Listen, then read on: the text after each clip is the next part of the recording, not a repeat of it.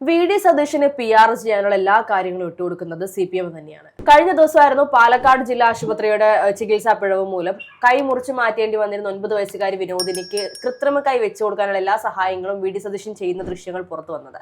അതിന് പിന്നാലെ ഇപ്പോൾ വീണ്ടും ഈ പെൺകുട്ടിക്ക് വീട് നൽകാനുള്ള അല്ലെങ്കിൽ വീട് വെക്കാനുള്ള ധനസഹായം നൽകാമെന്നുള്ള വാഗ്ദാനവുമായി വി.ഡി. സതീശൻ രംഗത്ത് വന്നിരിക്കുകയാണ്. അതിന്റെ ബാക്കി കാര്യങ്ങളെല്ലാം പൂർത്തിയായി ഈ വരുന്ന 17-ാം തീയതിയോട് കൂടി അതുമായി ബന്ധപ്പെട്ട ഔദ്യോഗികമായ പേപ്പറുകളെല്ലാം കൈമാറ്റം ചെയ്യുമെന്നാണ് നമുക്ക് അറിയാൻ സാധിക്കുന്നത്. ഇതിപ്പോൾ വേണമെങ്കിൽ CPM-കാർക്ക് പറഞ്ഞുണ്ടാക്കാം അവരുടെ അവസരങ്ങൾ അല്ലെങ്കിൽ അവർ ചെയ്യേണ്ട കാര്യങ്ങൾ അതിനു മുൻപേ തന്നെ വി.ഡി. സതീശൻ ചെയ്തുകൊണ്ട് അവരുടെ അവസരം തട്ടിയെടുത്തുകൊണ്ട് PR ഉണ്ടാക്കാൻ ശ്രമിക്കുകയാണ് എന്നുള്ളത്. ഒരർത്ഥത്തിൽ പറഞ്ഞാൽ ഇതൊക്കെ ചെയ്യേണ്ടിയിരുന്ന CPM ചെയ്യാതെ പോകുന്നത് അവരുടെ കഴിവുകേട് തന്നെയല്ലേ? CPM അല്ല ഇതെല്ലാം ചെയ്യേണ്ടത്, ഇതെല്ലാം സർക്കാർ ചെയ്യേണ്ടിയിരുന്ന വിഷയങ്ങളായിരുന്നു. സർക്കാർ കൃത്യമായിട്ട് ഇടപെട്ട് അതിന് കൃത്യമായിട്ടുള്ള പോംവഴികൾ കണ്ടെത്തി അതിന് വേണ്ടിയുള്ള ആ പെൺകുട്ടിയെ ചേർത്ത് നിർത്തുന്ന സമീപനം സർക്കാർ ചെയ്തിരുന്നെങ്കിൽ പ്രതിപക്ഷ നേതാവിന് ഇതൊന്നും ചെയ്യേണ്ട ആവശ്യം വരില്ലായിരുന്നു. യഥാർത്ഥം നമുക്കറിയാം, ആരോഗ്യ മേഖലയുമായി ബന്ധപ്പെട്ട് വലിയ രീതിയിലുള്ള അഴിമതി ആരോപണങ്ങൾ നിലനിൽക്കുന്നുണ്ട്.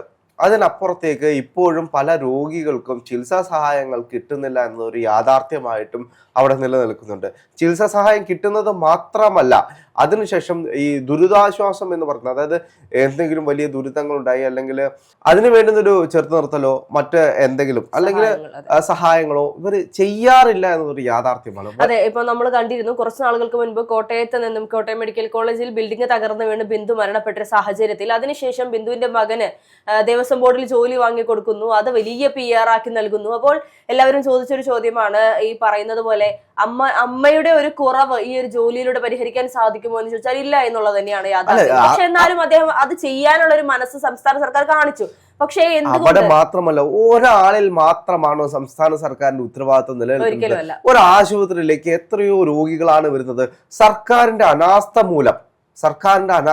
മൂലം ഇത്തരത്തിലുള്ള സംഭവങ്ങൾ നടന്നിട്ടുള്ള എത്രയോ ആളുകളുണ്ട്. നമുക്കറിയാം, കഴിഞ്ഞ ആഴ്ച നിയമസഭയിൽ ആരോഗ്യമന്ത്രി എന്താണ് പറഞ്ഞത്?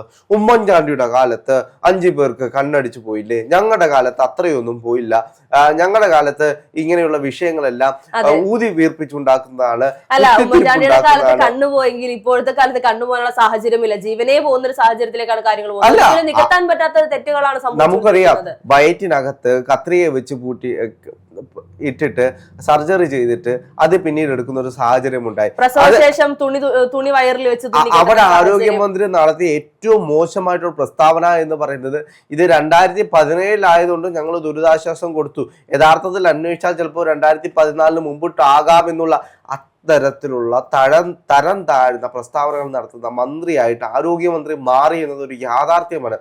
എന്നിട്ട് എന്തെല്ലാം ന്യായീകരണങ്ങളാണ് പറയുന്നത്? ഒരു ശകലം ഉളുപ്പെങ്കിലും ഉണ്ടെങ്കിൽ ഇത്തരത്തിലുള്ള ന്യായീകരണങ്ങൾ ആരോഗ്യമന്ത്രിയുടെ ഭാഗത്തുനിന്ന് ഉണ്ടാകരുതായിരുന്നു. കാരണം അവിടെ ഇത്തരത്തിലുള്ള വിഷയങ്ങൾ നടക്കുന്നുണ്ട്. ആരോഗ്യ മേഖലയുമായി ബന്ധപ്പെട്ട് വലിയ രീതിയിലുള്ള വിഷയങ്ങൾ നടക്കുന്നുണ്ട്. ഡോക്ടർ ഹാരിസ് തിരുവനന്തപുരത്ത് നിന്ന് അദ്ദേഹം പറഞ്ഞ കാര്യങ്ങൾ നമ്മുടെ മുന്നിലുണ്ട്. ആരോഗ്യ മേഖലയുമായി ബന്ധപ്പെട്ട് എത്ര വർഷമാണ് അദ്ദേഹം ഒരു സാധനത്തിന് വേണ്ടിയിട്ട് കയറി ഇറങ്ങി നടക്കേണ്ട ഒരു അവസ്ഥ. ഇപ്പോൾ എന്തു തന്നെയാണെങ്കിലും വി.ഡി. സതീശനിലേക്ക് വരികയാണെങ്കിൽ അദ്ദേഹത്തിന്റെ പുതുയുഗ യാത്ര എന്ന് പറഞ്ഞ പ്രതിപക്ഷം നയിക്കുന്ന ഒരു യാത്ര കേരളം മുഴുവൻ അണിനിരക്കുന്ന ഒരു യാത്രയായിട്ട് മാറിക്കൊണ്ടിരിക്കുകയാണ്. ഇപ്പോൾ അതിനുള്ളൊരു തുടക്കത്തിലാണ്. ആ തുടക്കത്തിന് മുമ്പിട്ട് അദ്ദേഹം ഓരോ വിഷയങ്ങളും, ഇപ്പോൾ അദ്ദേഹം കൈ നഷ്ടപ്പെട്ട വിനോദിനിക്ക് ആ കുടുംബത്തിനെ ചേർത്ത് നിർത്തിക്കൊണ്ടാണ് ഈ യാത്ര തുടങ്ങുന്നത്. അപ്പോൾ കൃത്യമായിട്ട് അതിൻ്റെ ഒരു ഉത്തരം എന്ന് പറയുന്നത്, അല്ലെങ്കിൽ അത് നമുക്ക് മനസ്സിലാക്കാൻ കഴിയുന്നത് എന്ന് വെച്ച് കഴിഞ്ഞാൽ ആരോഗ്യ മേഖലയിലെ ഓരോ വിഷയങ്ങളും അതിനു വേണ്ടിയിട്ടാണ് ഈ ആദ്യം തന്നെ വിനോദിനെ ചേർത്ത് നിർത്തി ഇത്തരത്തിലുള്ള വാർത്ത പുറത്തേക്ക് വിടേണ്ടത്. മറ്റൊരു അതിൻ്റെ ഒരു വശം ഒന്ന് ആലോചിക്കാൻ നമുക്ക് മനസ്സിലാക്കും. ആരോഗ്യ മേഖലയിലെ ഇത്തരത്തിലുള്ള വിഷയങ്ങൾ അത് തുറന്നു കാട്ടാനും ഒരു ചർച്ചയാക്കാനും വേണ്ടിയിട്ട് തന്നെയാണ് ഇത്തരത്തിലുള്ള വിഷയങ്ങളുമായിട്ട് പോകുന്നത്. അത് മാത്രമല്ല, ഇപ്പോൾ വി.ഡി. സതീശനെ സംബന്ധിച്ചാണെങ്കിൽ ഇത്തരത്തിലുള്ള ഒരുപാട് കാര്യങ്ങൾ നേരത്തെയും ചെയ്തിട്ടുണ്ട്. അദ്ദേഹം കേരളത്തിന്റെ പ്രതിപക്ഷ നേതാവാണ്.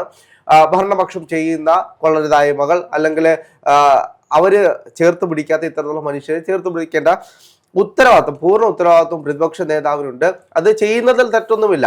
പക്ഷെ അവിടെ സംസ്ഥാന സർക്കാർ ആയിരുന്നു ഇതെല്ലാം ചെയ്യേണ്ടിയിരുന്നത് എന്നുള്ള മറ്റൊരു വശം അവിടെ നിലനിൽക്കുന്നു. തീർച്ചയായിട്ടും. അതോടൊപ്പം തന്നെ നമുക്കറിയാം, സംസ്ഥാന സർക്കാരിന്റെ ഭാഗത്ത് നിന്ന് വരുന്ന തെറ്റുകൾ ചൂണ്ടിക്കാണിക്കൽ മാത്രമാണ് പ്രതിപക്ഷത്തിന്റെ ഉത്തരവാദിത്വം എന്ന് ചിന്തിച്ചിരുന്നിടത്ത് നിന്നും ഒരിക്കലും അങ്ങനെയല്ല. ആ ഭാഗങ്ങളെല്ലാം ക്ലിയർ ചെയ്തുകൊണ്ട് അതെല്ലാം നന്നാക്കിക്കൊണ്ട് മുന്നോട്ട് പോവുകയാണ് ഒരു പ്രതിപക്ഷത്തിന്റെ ഉത്തരവാദിത്വം എന്ന് കൃത്യമായി കാണിച്ചു തരുന്ന ഒരു വ്യക്തി കൂടി വി.ഡി. സതീശനായിരിക്കുകയാണ്. അതോടൊപ്പം തന്നെ ഈ പറയുന്ന പുതിയ യാത്രയിലാണെങ്കിൽ പോലും ഏറ്റവും കൂടുതൽ മുൻപിൽ നിർത്താൻ പോകുന്നത് അല്ലെങ്കിൽ ഏറ്റവും കൂടുതൽ ഊന്നൽ കൊടുക്കാൻ പോകുന്നത് ശബരിമല സ്വർണ്ണക്കൊള്ള വിഷയത്തിനും അതിനുശേഷം ഓരോ മേഖലയിലും വന്നിട്ടുള്ള, ഇപ്പോൾ സംസ്ഥാന സർക്കാരിന്റെ ആരോഗ്യ മേഖലയായാലും ഗതാഗത മേഖലയായാലും അത് ഏതൊരു മേഖല എടുത്ത് നോക്കിയാലും എല്ലാത്തിലും പ്രശ്നങ്ങളാണ് എന്നുള്ളത് നമുക്ക് കൃത്യമായി അറിയാം. അപ്പോൾ അതെല്ലാം ഉയർത്തി കാണിച്ചുകൊണ്ട് മുന്നോട്ട് കൊണ്ടുപോകാൻ അല്ലെങ്കിൽ ഈ ഒരു യാത്ര അവസാനിക്കുന്ന സമയത്ത് കൃത്യമായി കോൺഗ്രസിനെ ഉറപ്പിക്കാൻ, കേരളത്തിൽ ഇനിയൊരു തുടർ ഭരണം ഇല്ല എന്ന് ഉറപ്പിക്കാൻ വേണ്ടിയുള്ള ഒരു നിലയിലേക്ക് കാര്യങ്ങൾ കൊണ്ടെത്തിക്കുമെന്നുള്ളത് തന്നെയാണ്. സംസ്ഥാന സർക്കാരിന്റെ 10 വർഷ ഭരണത്തിൽ എന്തൊക്കെ തെറ്റുകൾ, എന്തൊക്കെ പിഴവുകൾ, എന്തൊക്കെ മോശങ്ങൾ ഉണ്ടായിട്ടുണ്ടോ, പൊതുജനങ്ങൾക്ക് എന്തൊക്കെ അഭിപ്രായ വ്യത്യാസങ്ങൾ ഉണ്ടായിട്ടുണ്ടോ, അതെല്ലാം കൃത്യമായി ഓർത്തെടുത്ത് കൃത്യമായി കണക്ക് കൂട്ടി ജനങ്ങളുടെ മുൻപിൽ വീണ്ടും എത്തിക്കാൻ ഇവർക്ക് സാധിക്കുമെന്നുള്ളത് തന്നെയാണ് മനസ്സിലാക്കാൻ സാധിക്കുന്നത്. കഴിഞ്ഞ നിയമസഭാ തെരഞ്ഞെടുപ്പിന് മുന്നോടിയായി ഈ പറയുന്ന കാര്യങ്ങൾ നടക്കാതെ പോയത്, അല്ലെങ്കിൽ ഈ പറയുന്നത് പോലെ സംസ്ഥാന സർക്കാരിന്റെ പിഴവുകൾ ചൂണ്ടിക്കാണിക്കുന്നതിൽ തെറ്റ് സംഭവിച്ചത്, അല്ലെങ്കിൽ എവിടെയൊക്കെയോ ചെറിയ ചെറിയ പാളിച്ചകൾ സംഭവിച്ചതാണ് വീണ്ടും പിണറായി സർക്കാരിന് അധികാരത്തിൽ വരാൻ ഒരു സഹായമായത്. ആ സമയത്ത് പ്രതിപക്ഷത്തെ പോലും വളരെ വലിയ രീതിയിൽ കുറ്റം പറയുന്ന ഒരു പൊതുജനം നമുക്ക് ചുറ്റും ഉണ്ടായിരുന്നു. ഇപ്പോൾ അതിൽ നിന്നെല്ലാം മാറ്റം വന്നുകൊണ്ട് ജനങ്ങൾ മറന്നു പോകാൻ സാധ്യതയുള്ള എല്ലാ കാര്യങ്ങളെയും കൃത്യമായി ഓർത്തെടുത്തുകൊണ്ട് അല്ലെങ്കിൽ ഓർമ്മിപ്പിച്ചുകൊണ്ടാണ് ഈ ഒരു യാത്ര മുന്നോട്ട് പോകുന്നത്. വിനോദിനിയെ മാത്രമല്ല, ഇതിനു മുൻപ് ഇതിനു ശേഷം ഈ പറയുന്നത് പോലെ സംസ്ഥാന സർക്കാരിന്റെ ഭാഗത്തു നിന്നും പിഴവുകൾ സംഭവിച്ചുകൊണ്ട് ദുരിതം അനുഭവിച്ചിരുന്ന ഒരുപാട് ആളുകളെ ചേർത്ത് പിടിക്കുന്ന ഒരു സാഹചര്യം ഉണ്ടായിരുന്നു. പുനർജനി പദ്ധതി അദ്ദേഹം പ്രതിപക്ഷ നേതാവ് ആകുന്നതിന് മുൻപ് അദ്ദേഹത്തിന്റെ മണ്ഡലത്തിൽ ചെയ്തൊരു കാര്യമാണ്. അത് വെറും MLA ആയിരുന്ന സമയത്ത് തന്നെ. എന്നിട്ട് പോലും ഈ വരുന്ന നിയമസഭാ തെരഞ്ഞെടുപ്പ് അടുക്കുന്ന സമയത്ത് നമ്മൾ കണ്ടിരുന്നു പുനർജനിയുമായി ബന്ധപ്പെട്ട് അദ്ദേഹത്തെ അഴിമതിക്കാരനായി ചിത്രീകരിക്കാൻ ശ്രമിക്കുന്ന സംസ്ഥാന സർക്കാരിനെ. അവിടെയും പാളിപ്പോയി. ഇപ്പോൾ CPM-ന്റെ അല്ലെങ്കിൽ നമ്മുടെ സംസ്ഥാന സർക്കാരിന്റെ ഒരു അവസ്ഥ എന്ന് പറയുന്നത് എവിടെ എന്ത് ചെയ്യണമെന്നറിയാൻ സാധിക്കാതെ, അല്ലെങ്കിൽ ഈ പറയുന്ന പോലെ പ്രതിപക്ഷത്തിന്റെ നീക്കങ്ങളിൽ വായു മൂടിക്കെട്ടി മിണ്ടാതെ ഇരുന്നുകൊണ്ട് എല്ലാം അംഗീകരിച്ചുകൊണ്ട് പോകുന്നൊരു നിലയിലേക്ക് കാര്യങ്ങൾ കൊണ്ടെത്തിച്ചിരിക്കുകയാണ്. നിയമസഭാ തെരഞ്ഞെടുപ്പിൽ കൃത്യമായി ഇതിന്റെ ഈ ഒരു ഗുണങ്ങളെല്ലാം, അല്ലെങ്കിൽ ഇപ്പോൾ പ്രതിപക്ഷം ചെയ്യുന്നതിന്റെ എല്ലാത്തിന്റെയും പ്രതിഫലനം കൃത്യമായി നിയമസഭാ തെരഞ്ഞെടുപ്പിലെ വോട്ടെണ്ണി തീരുമ്പോൾ കാണാൻ സാധിക്കുമെന്നുള്ളത് തന്നെയാണ്.